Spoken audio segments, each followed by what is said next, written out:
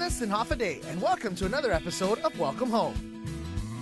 I'm Kyle Matapat, your host for this show, and when we return from a quick break, we're going to sit and talk to our public utility agencies and learn the steps it takes to get services to your new home or rental unit.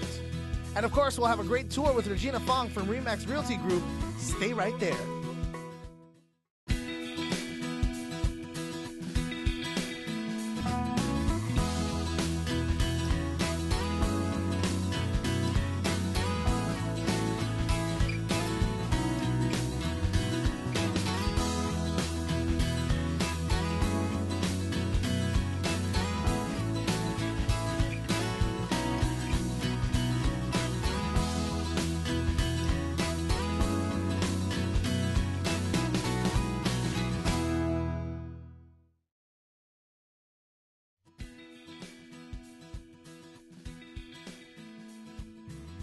Thank you so much, Trudy. You have a great day.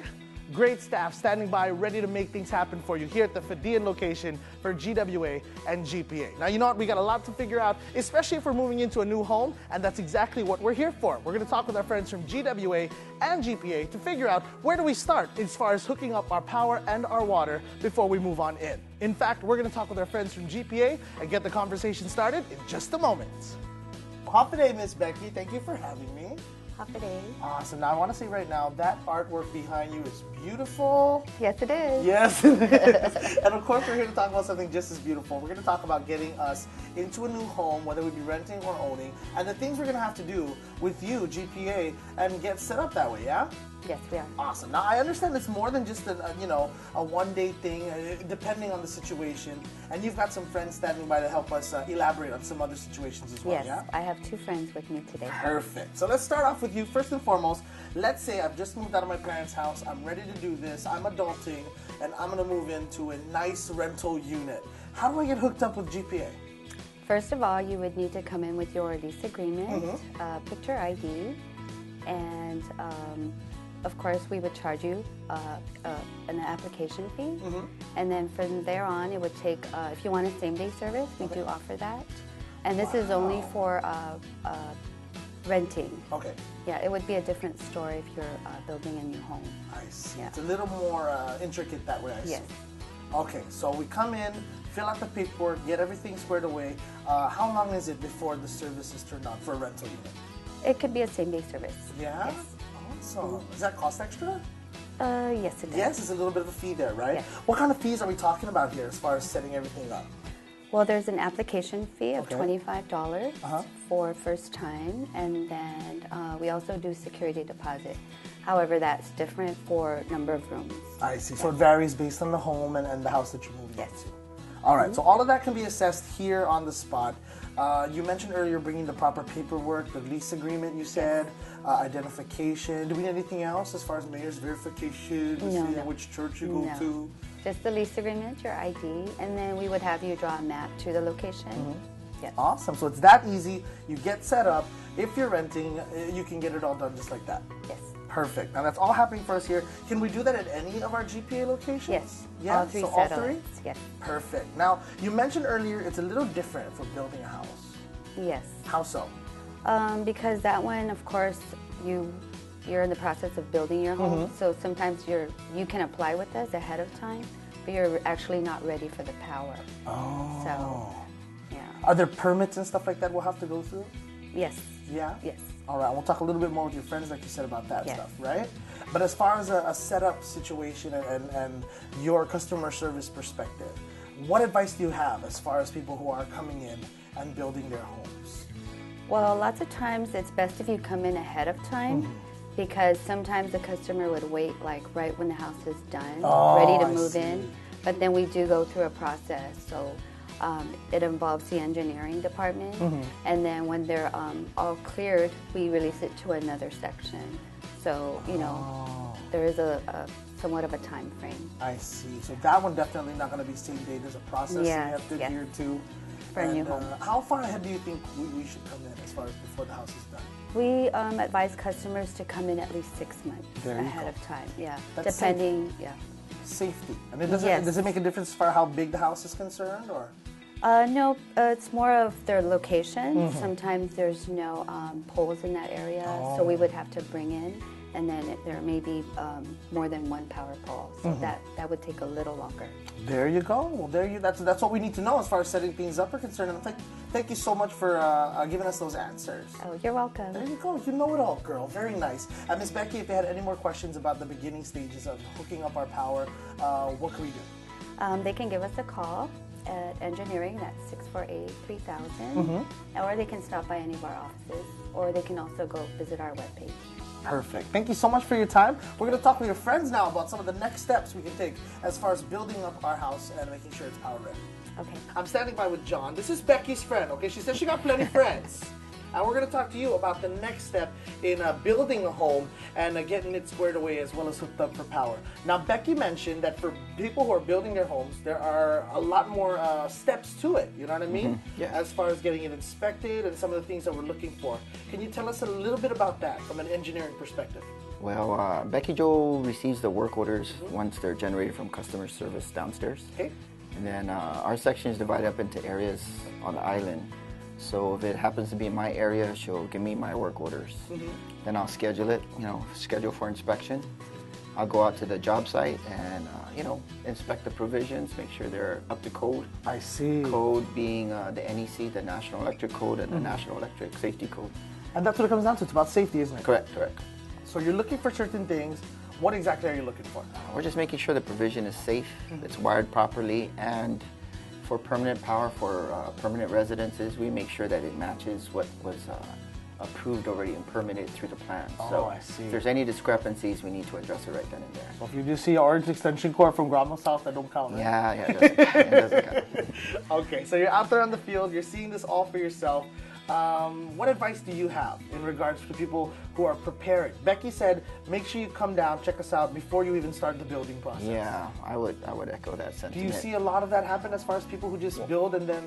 A lot of times, the customers, first-time homeowners, so they don't really know the process as opposed to contractors, developers who go through the system. They kind of already develop a repertoire kind of thing and stuff like that. So I suggest if you don't know, just don't be afraid to call us up, ask us, apply early. It's better that we have your application and wait on you than you finish your house and say, now I'll apply, and then find out there's a process involved and you're like, oh, I'm not going to get my power then, kind of thing. See. So the earlier the better. It's better if we're waiting on you than you waiting on us. As far as getting the power and everything set up, how important is it that people are aware of this? Because I know a lot of people don't really know what's going on. Right. They trust the contractors. A lot of times they don't know, so they hire contractors and they trust that, with their experience and skill set, that they know the system and know what to do and get all the paperwork in order. So, if they don't know, we kind of explain the process. I see. When we go out there, they don't necessarily have to be out there, but a lot of times a lot of customers want to be out there because there's other paperwork involved that they need to provide for us, and we need to sign documents saying that they've checked off this portion of the checklist from DPW. So they like to meet with us sometimes, and I think it's better because we get to let them know, after this, I'm going to go back and do this and then I'll go here. So they're aware of the process. A lot of times they don't know. I see. They don't know the process. They just think it goes to GPA and then I get power, but there's a lot of steps, a lot of people involved to get power to your home. There you go. You, sir, have just told us all about it, so thank you for that. All right. There you go. Thank you, John. I'll see you out there in the field. Right. I'll be wearing my hard hat. All right, me too. All right, we're continuing our discussion. You, good sir, just stepped on in here with for John because we're talking about the next step in all of this. Now, Bart, you know what goes on next. You get out there in the field, you're inspecting, doing your due, making sure everything's on the up and up, and then what happens? You realize something's not up to code. Tell us, what do we do? What happens then? Well, we would talk to the contractor, explain to them what's going on. Most of the time, wires are not connected, like your ground wire's not connected. Sometimes they try to skimp on the price of the wire and use a smaller wire than they're supposed to. I see. Yeah, so we told them, according to the plans, your wire is supposed to be this size and you put in this smaller size, so you need to change the wire. Does that fall onto the contractor, or are they going to end up passing that price on to the consumer? That falls upon the contractor. So they got to stay within the limits of the permits and everything. What was approved on the plans, yes. Perfect. All right, so let's say we come into something like this. Obviously, like you mentioned, we're going to be talking with the contractor. It's his or her responsibility to fix things. What can the customer do while that's going on? What can they do to make sure that what's supposed to be happening is happening? Well, we start in the beginning when the customer brings in their plans. We always try to coordinate with the customers. And even when we do approve the plan with our stamp, we note down that we advise them to apply for power 6 months prior to completion of the project. That way, we can be coordinating them throughout the entire length of the project in case they need things such as power poles to be installed, or if it's just a clear service drop and meter, then there's no problem. We'll be waiting on them to finish, and they're not going to be waiting on us. So we kind of hold their hands and walk through the whole process to make it as easy as possible for the customer. There you go. Very cool. So we go back now, we check out our contractor. They're now responsible, like I mentioned, for fixing whatever wasn't up to code. Is there a limit on how many times, I guess, that we can go back to the well with this? Let's say you go back a second time to re-inspect and it's still not up to code. Do you continue to work with them? Yes, yes. Have you ever come across that before? Oh, yes, yes. Yeah? Yes. And you mentioned it could be something as simple as the wiring, some things not being connected. Yeah. Is there a way that we can safeguard against that, or is it pretty much in the contractor's hand? That's pretty much in the contractor's hands. Okay, so we move on from here. Everything is, getting re-inspected by you, making sure that everything is up to standard. When it's all said and done, everything has finally been squared away. What's the step after that? Well, once we do our inspection and everything is satisfactory, then what we'll do is we'll do the design. Okay. Right. We'll do the cost estimate and put down all the materials and everything. Package everything together. Okay. Then we submit that work order over to our supervisor, who double checks our work, makes sure everything's legit, signs off on it. And then from there, we'll send the work order up to our operations, our transmission and distribution section. And that's where they connect you and boom it out, right? Well, they'll be waiting for one more document that is signed off by Public Works. That is the electrical inspection form. I see. So after you go in, make sure everything's done right, then they go in and make sure everything's done right too. Yes. Well, Public Works, they sign off on the final occupancy. Okay. The occupancy permit. So that is usually when they'll sign off on the electrical inspection form. So that tells us that when we energize your provision, everything in the house is going to be safe. I see. Because it is a Department of Public Works responsibility inside the house. There you go. So you guys all work together. Everything's got the check mark on it, and then it's time for the family to move in and enjoy the rest of their life with the neighbors that they don't know. Yes. All right, there you go. Thank you so much for that. Obviously, like we mentioned earlier, different steps, right, based on whether it's already built or in this case, we're building from the ground up. But either way, I think the big common thing is that GPA is standing by ready to assist you. We're always there to assist our customers. If they have any questions, they can contact us. So, if they're just thinking about building a house and they want to know the process, they can give us a call. There you go. Thank you so much, good sir. Bart, All right. you're the man. Go on, get out there, take care of business. Ladies and gents, it's coming to a house near you. Boom. Thank you to the hardworking guys and gals at the Guam Power Authority. When we return, we are going to learn how to apply for water with the Guam Waterworks Authority.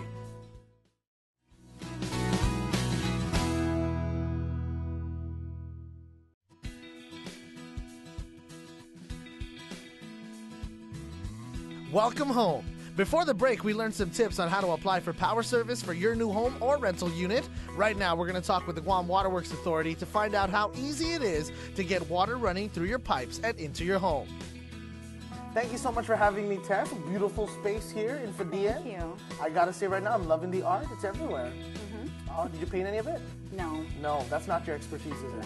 What is your expertise, young lady? Customer service, providing water service. There you go. Now, Tess, you've been here with GWA in the customer service field for how long now? 6 years. So you know your stuff, girl. Most of it. Yeah, okay, well, let's get down to it then. All right, so let me say now, for me, moving out of my parents' house, starting a life, was really one of those things that I wasn't prepared for. And one of the biggest things I had to do was get all my utilities hooked up. Now, I'm sure you see this a lot, and a lot of people come through your doors. But I'm going to ask you right now for the record, how do we set this up? How do we get the water in our name?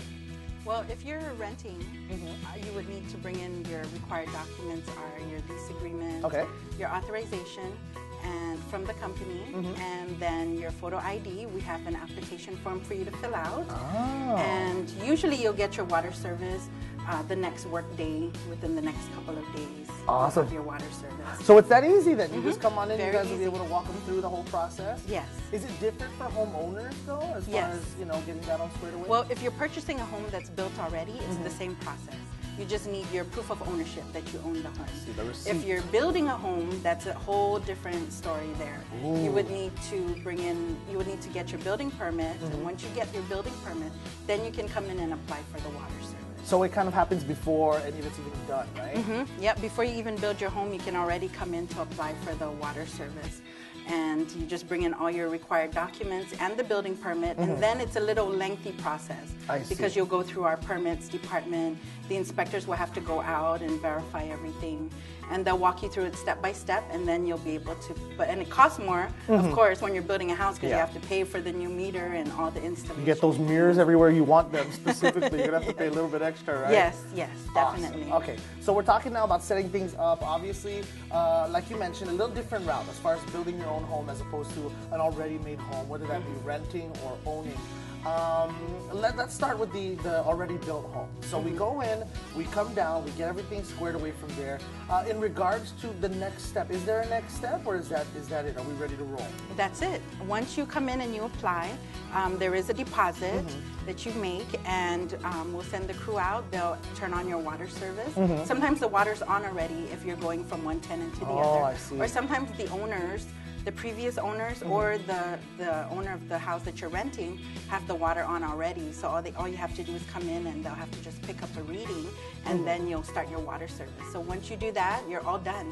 You don't need to come back and see us. You'll have your water You service. just start taking a shower and living your life, Yes, right? Very definitely. cool. Now, you know, one time I'm going to tell you the story, okay? One time, got it hooked up, went home, water was already going. You know, the service was so quick. My question for you is, how do we maybe, you know, are there steps to protect against that? Is there a way we can make sure the water's off? Well, what we do before? is we make sure, we let you know to make sure that all the faucets are secured. When our crew goes out there, when they turn, if it's off and they turn on the water service, and they see that the meter's starting to spin, that there's water being used, there's water running, and no one is there, they will turn off the government valve, and we will call you and let you know we tried to turn your water service on, but there was running water, you know, so they turned it back off. And so if you could go there, you'll either meet with the crew, and they'll make sure when they turn it on, you turn off whatever was on. I see. And then you'll have your water service. So probably good advice to make sure that maybe you Yes. make yourself available for that time, right? Yes. Just to make sure that you're not, you know, Especially if incurring- it's off and you don't know, because you may think you turned off the faucet, but you turned it on accidentally, thinking it was off is on. For me, it's my kids. They just go everything. It's like a waterfall in Yeah. there. So All that's right. why. So they'll verify, because when they turn it, they don't just turn it on and leave. They'll turn it on, verify, make sure everything is working properly. And then if they see that the meter is turning and there's water, and if someone's home, then of course they'll verify, let you know. But if nobody's there, then they'll contact us here, and one of the reps will call you and say, our crew was out there, the water was running, there was running water, unsecured faucet maybe.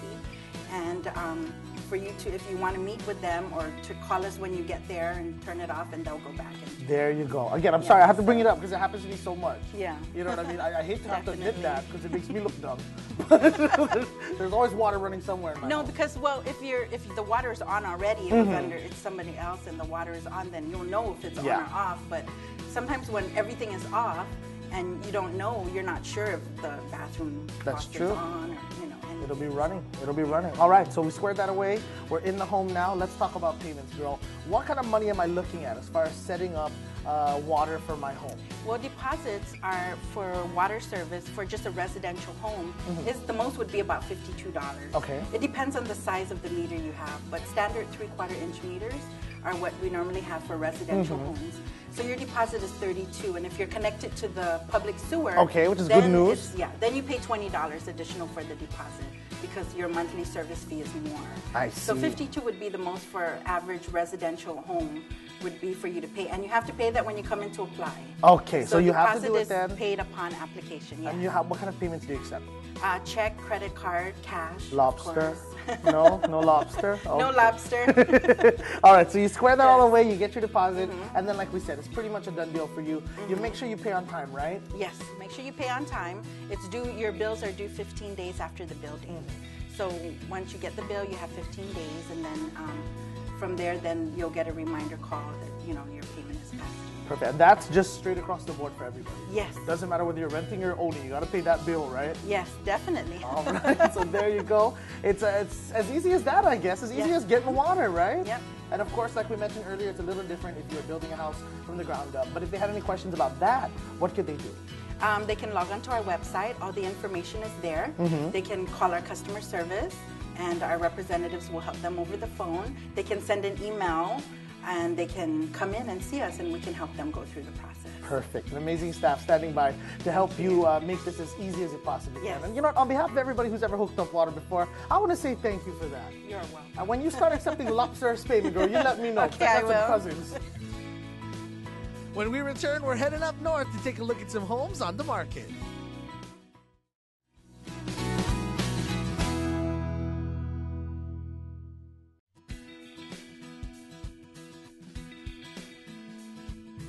Welcome back to Welcome Home. We will now take a road trip into the northern part of the island where Regina Fong, a realtor from Remax Realty Group, will take us on a tour of 4 houses on the market that you can call home. Sit back and we'll do the driving. First up, a Stumbo Dedido. Hop everybody, and welcome back to Welcome Home. I'm Kyle Mandapat, and I'm standing by with my friend Regina right now. You have brought me to an oasis, girl. No, we're not in Texas. We are in beautiful Stumbo. What have we stumbled upon? That's right. So actually, Kyle, this is our first property that we're presenting. Okay. This is a 4-bed, 3.5 bath, living area square footage 2,200. Wow. And a quarter-acre lot.